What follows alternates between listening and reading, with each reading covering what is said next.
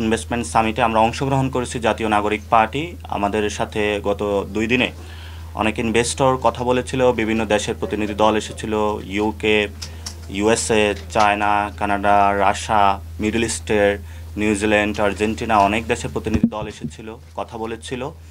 তো বাংলাদেশের যে বিনিয়োগ বান্ধব গত 53 বছরে কোনো ইনস্টিটিউট আকারে কেউ দাঁড়ায় নাই, সেই জায়গা থেকে এত বড় একটা সামিট হয়েছে, তারা উচ্ছ্বাস প্রকাশ করেছে এবং তারা আমাদের কাছে কমিটমেন্ট চেয়েছিল যে পলিটিক্যাল কমিটমেন্টের জায়গাটাতে, যে জায়গা থেকে তারা প্রবলেম ফেস করতেছিল, আমরা জাতীয় নাগরিক পার্টির পক্ষ থেকে তাদেরকে এই কনফিডেন্সটা দিয়েছি।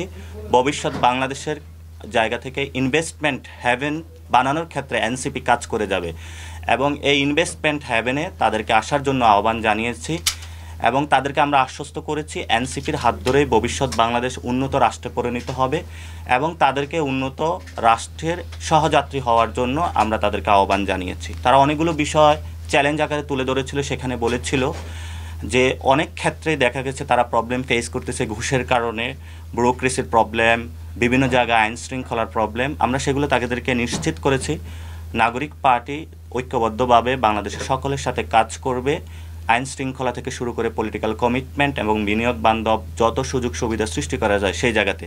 সাথে সাথে আমরা তাদেরকে কিছু যে কমিটমেন্টগুলো দিয়েছিলাম, আমাদের ইজ অফ ডুইং যে বিজনেস যেটা রয়েছে সেটাতে র্যাঙ্কিং রয়েছে বাংলাদেশ এখনও 168 নম্বরে 190টি দেশের মধ্যে। আমরা তাদেরকে আশ্বস্ত করেছি আমরা দেশকে টপ 50 কান্ট্রিজের মধ্যে নিয়ে যাব, 50-এর মধ্যে আমরা যদি বাংলাদেশকে নিয়ে যেতে পারি, আমরা সেই আশ্বস্ততা তাদের দিয়েছি।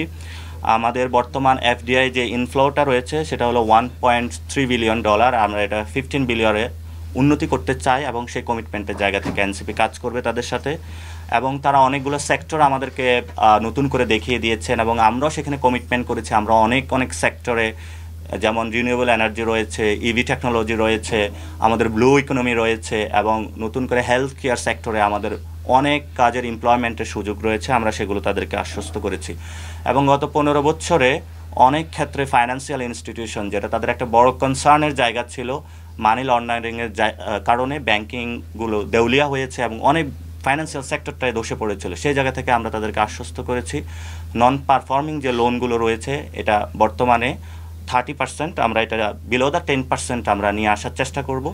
এবং অনেক বিজনেসম্যান যারা বাংলাদেশে রয়েছে তারা আমাদের সাথে কথা বলেছে, তারা অনেক চ্যালেঞ্জের মুখে আসছে, আমরা তাদেরকে নিশ্চিত করেছি এনসিপির হাত ধরে আগামীর উন্নত একটি রাষ্ট্রে বাংলাদেশ নিশ্চিত হবে এবং তাদের যতগুলো সমস্যা আমরা সবগুলো সমস্যার সমাধান করব।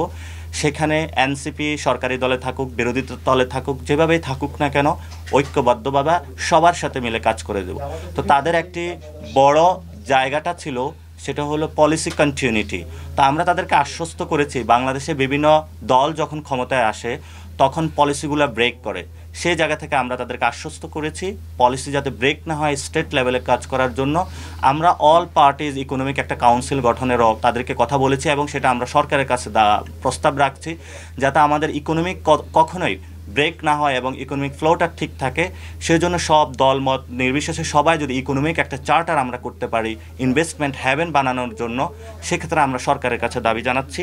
এবং আমাদের বর্তমানে যারা বড় একটা জেনারেশন যাদের নিয়ে গণ অভ্যুত্থানটা হলো সেটা হলো আনএমপ্লয়মেন্ট জেনারেশন, আমরা তাদেরকে এমপ্লয়মেন্টের আওতায় নিয়ে আনার জন্য নতুন সেক্টরকে নতুনভাবে উন্মোচন করেছি এবং তাদেরকে আশ্বস্ত করেছি এবং সেখানে তারা যেই বাস্তবতাগুলো দেখিয়েছেন সেগুলো আমরা চিহ্নিত করেছি এবং সেগুলো আমরা নোট নিয়েছি এবং সেখানে আমরা তাদেরকে বলেছি যে আমাদের নতুন করে বাংলাদেশের গত 53 বছরে একটা অ্যাগ্রো রিলেটেড বাংলাদেশ ছিল, সেখানে আমরা তাদেরকে অ্যাগ্রোটেকে নতুন করে ইনভেস্ট করার জন্য কথা বলেছি। আমরা তাদেরকে বলেছি যে আমাদের এখানে নতুন করে সার্ভিস ওরিয়েন্টেড এবং একটা ওয়ার্ল্ডের ম্যানুফ্যাকচারিং হাব বানানোর জন্য এবং ডাইভার্সিফিকেশন অফ ইকোনমি করার জন্য তারা সেটাতে আশ্বস্ত হয়েছেন এবং তারা কাজ করে দিয়েছে। আমাদের বড় একটা জেনারেশন কিন্তু ফিমেল এবং সেখানে তারা গার্মেন্টসে কাজ করে লো স্যালারিতে। আমরা তাদেরকে বলেছিলাম হাই টেকনোলজিগুলোতে তাদেরকে স্কিল করে নতুনভাবে নিয়ে আসার জন্য, সেখানেও তারা আমাদের আশ্বস্ত করেছেন এবং একসাথে আমরা কাজ করব। তো আশা করি আমাদের সরকারকে আমরা সাধুবাদ জানাচ্ছি এই ধরনের একটি বড় সামিট করার জন্য, বিডাকে ধন্যবাদ জানাচ্ছি এবং আমরা আশা করি সরকার আরও বড় ইনিশিয়েটিভ নেবে এবং বাংলাদেশের জনগণ স্বতঃস্ফূর্তভাবে অংশগ্রহণ করেছে, তাদের কনফিডেন্সটা বিল্ড আপ হয়েছে।